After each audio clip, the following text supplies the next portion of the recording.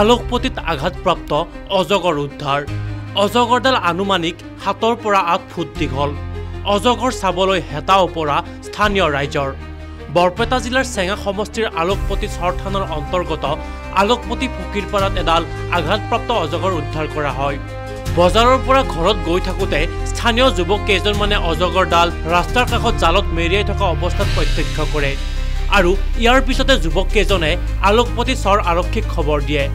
উক্ত স্থানত আৰক্ষী উপস্থিত হৈ অজগৰডাল উদ্ধাৰ কৰে তাৰ মানে আমি আলোকপতি ফকীৰপাৰা বাজাৰৰ পৰা আহি আছো আহি কেনে ৰাস্তাত খোজকাঢ়ি আহি আছো মানে মানুহে চিঞৰ বাখৰ কৰি আছে যে সাপ ওলাইছে মানে আহি দেখিলো যে সাপটো অলপ ডাঙৰ দীঘল কিন্তু জালত কিমান ফুট হ'ব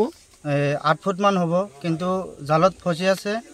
ইতিমধ্যে আমাৰ দাদাই আলোকপতি আৰক্ষী থানাত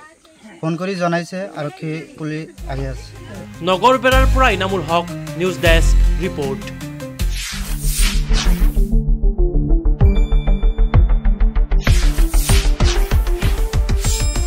শুদ্ধ আৰু বিস্তৃত বাতৰিৰ বাবে চাই থাকক নিউজ ডেস্ক ৰিপোৰ্ট।